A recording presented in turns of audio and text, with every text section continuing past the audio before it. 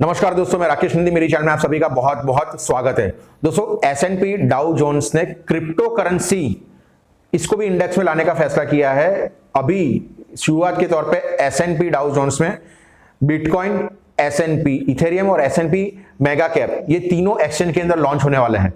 दोस्तों crypto currency है क्या, ये किस तरह से ऑपरेट करती है और ये एक्सचेंज के अंदर किस तरह से काम करेगी, जानने के लिए दोस्तों शुरू से आखिर तक मेरा वीडियो ध्यान से देखिए। अगर दोस्तों वीडियो पसंद आता है तो वीडियो को लाइक कीजिए। फाइनेंस से रिलेटेड ऐसी अपडेटेड इन्फॉर्मेशन के लिए दोस्तों मेरा चैनल सब्सक्राइब कीजिए और बेल आइकन दबाइए ताकि आने वाले हर एक वीडियो की इन्फॉर्मेशन आपको रेगुलरली मिलती रहे। दोस्तों शुरू करते हैं आज का वीडियो। दोस्तों सबसे पहले मैं बात करना चाहूंगा व्हाट इज क्रिप्टो करेंसी। अगर दोस्तों इसको मैं बुक की डेफिनेशन में कहना चाहूं, crypto currency is a form of payment which can be done online in exchange of any kind of good और सर्विसेज। दोस्तों यही थी बुक की लैंग्वेज। अगर मैं आपको हमारी लैंग्वेज में इसको समझाना चाहूं, आप पेटीएम यूज करते हैं, अमेजॉन यूज करते हैं। पेटीएम अमेजॉन के वॉलेट के अंदर इनका money, Amazon money, Paytm money वो आता है जिसको हम पेटीएम की सर्विस या अमेजॉन की सर्विस के अंदर ही यूज कर सकते हैं।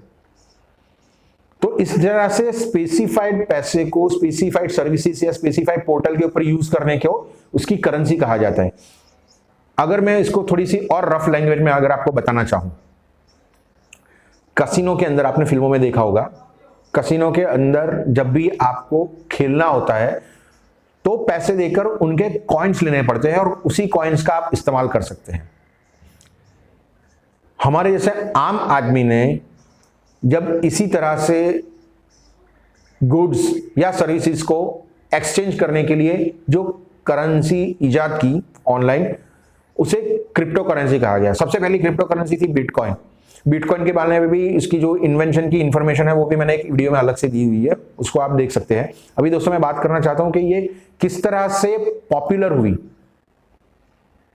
दोस्तों ये जो क्रिप्टो करेंसी है उसको कोई भी गवर्नमेंट रेगुलेट नहीं करती है। तो इसका पॉपुलैरिटी का सबसे बड़ा ये रीजन है कि इसके ऊपर कोई अथॉरिटी नहीं है। आपके और मेरे जैसे लोगों ने सिर्फ अपनी सर्विसेज को या माल सामान को खरीदने और बेचने के लिए इसको इजाद किया था और ये सिर्फ म्यूचुअल अंडरस्टैंडिंग पे ही चलता है। दूसरी बात, इसको फ्यूचर करेंसी के तौर पे एक्सेप्ट किया गया है। पूरे वर्ल्ड वाइड सब लोगों ने ये चीज को अभी मानना शुरू कर दिया कि फ्यूचर में डिजिटल करेंसी के तौर पे क्रिप्टो करेंसी है वो काफी आगे जाने वाली है। तो दोस्तों ये एक बहुत बड़ा रीजन है कि लोगों के अंदर ये पॉपुलर हो रहा है।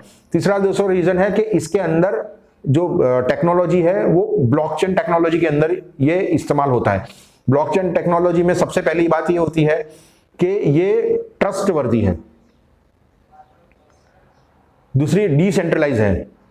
डिसेंट्रलाइज मतलब अगर हम इंडिया में बैठ के जो करेंसी का यूज करना चाहते हैं उसी करेंसी का एक्सचेंज आप यूरोप में या दुनिया के किसी भी कोने के अंदर उसी करेंसी को यूज कर पाएंगे। अगर मैं सिंपल लैंग्वेज में आपको समझाना चाहूं तो जैसे कि इंडिया में पैसों के लिए या बैंक्स के लिए हायर अथॉरिटी है, मेन अथॉरिटी वो है आरबीआई। आपके पास 100 रुपए की एक नोट है जिसका नंबर डुप्लीकेट कभी नहीं हो सकता, चाहे वो 10 साल हो या कितने भी साल हो जाए, उसका डुप्लीकेशन पॉसिबल नहीं है उसी नोट का। अगर वो गलत तरीके से प्रिंट करी जाए तो वो फेक करेंसी मानी जाएगी। लेकिन एक्चुअल में जिस तरह से आरबीआई ये एक नोट का एक ही नंबर यूज करती है, उसी तरह से ब्लॉकचेन के अंदर ये सिस्टम डिसेंट्रलाइज होती है।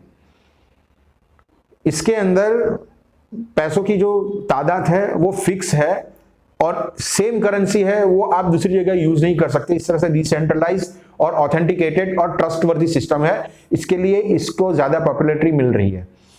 दूसरी खास बात कि इसका अथॉरिटी या इसका कोई गवर्नेंस है वो स्पेशल कोई सरकार या कोई गवर्नमेंट की बॉडी इस तरह से इसको ऑथोराइज नहीं कर रही है।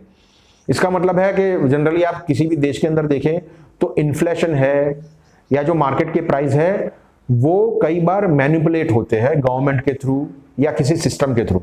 तो दोस्तों इसके अंदर ऐसी कोई गुंजाइश ही नहीं है क्योंकि इसके अंदर कोई सिस्टम या गवर्नमेंट की कोई बॉडी है वो ऑथोराइज करती ही नहीं है। तो इसलिए दोस्तों ये पॉपुलैरिटी है इसकी डे बाय डे बढ़ती जा रही है।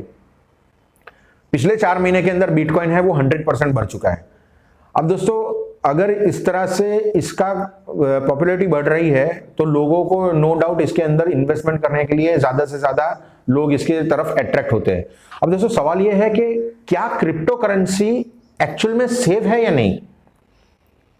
इन्वेस्टमेंट के गुरु वॉरेन बफेट ने इसके बारे में कहा था कि जब भी आप करेंसी यूज करते हैं कोई माल सामान या सर्विस खरीदने या बेचने के लिए, तो एक्चुअल में ये जो करेंसी होती है उसके अंदर स्टेबिलिटी होना बहुत जरूरी है।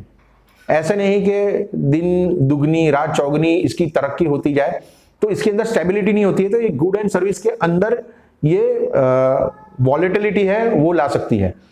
तो सबसे पहली बात यह कि ये करेंसी के अंदर स्टेबिलिटी का इश्यू है। दूसरी कंट्रोवर्सी क्रिप्टो करेंसी को लेकर यह थी कि जब इसकी कोई गवर्नमेंट की अथॉरिटी इसको गवर्न नहीं करती है तो क्रिप्टो करेंसी का यूज ब्लैक मनी के लिए ज्यादा होने लगा।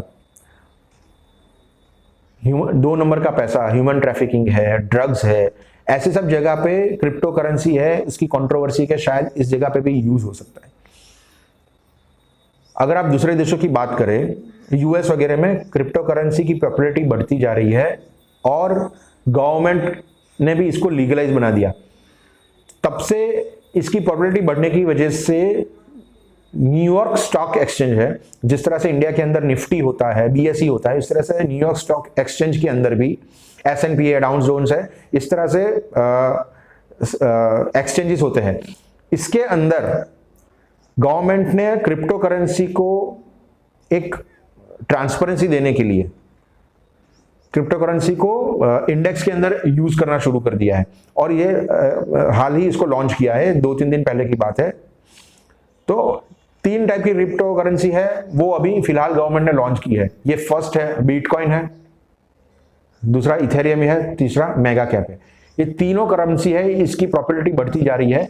ये जो गवर्न होता है, ये जो डेटा इसका होता है ये ब्लॉकचेन के थ्रू ये गवर्न होता है।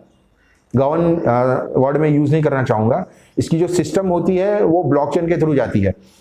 तो ब्लॉकचेन को जो S&P का एक्सचेंज है इसके अंदर इसको जो डेटा प्रोवाइड करेगा वो है ल्यूका, जिसकी पेरेंट बॉडी है S&P ग्लोबल। तो दोस्तों दूसरे देशों में इसकी पॉपुलैरिटी बढ़ती जा रही है और ये जो क्रिप्टो करेंसी है उसको इन्वेस्टमेंट के ऑप्शन के थ्रू पे लिया जा रहा है। अगर इंडिया की मैं बात करूं तो इंडिया के अंदर अभी इसका कोई स्टैंड नहीं है, लेकिन मैं ये जरूर आपको पॉइंट आउट करना चाहूंगा कि अगर इंडिया की बात करें तो इन्वेस्टमेंट में सबसे ज्यादा आगे इंडिया है। अगर सोना इन्वेस्टमेंट के कैटेगरी में गिना जाता है तो सबसे ज्यादा सोना इन्वेस्टमेंट के रूप में इंडिया के अंदर उसको यूज किया जाता है, उसके अंदर इन्वेस्टमेंट होता है। अगर बिजनेस की बात की जाए तो इंडियंस ने ही सबसे ज्यादा बिजनेस के अंदर इन्वेस्टमेंट कर गया है। मॉडल के अंदर अगर मैं बात करूं तो इंडियंस ही सबसे ज्यादा आगे है। तो हो सकता है कि अगर क्रिप्टो करेंसी को लीगलाइज किया जाए इंडिया में तो इन्वेस्टमेंट का ये सबसे बड़ा फॉर्म हो सकता है। दोस्तों आपको इसके बारे में क्या लगता है कमेंट बॉक्स में जरूर आपकी कमेंट दीजिएगा।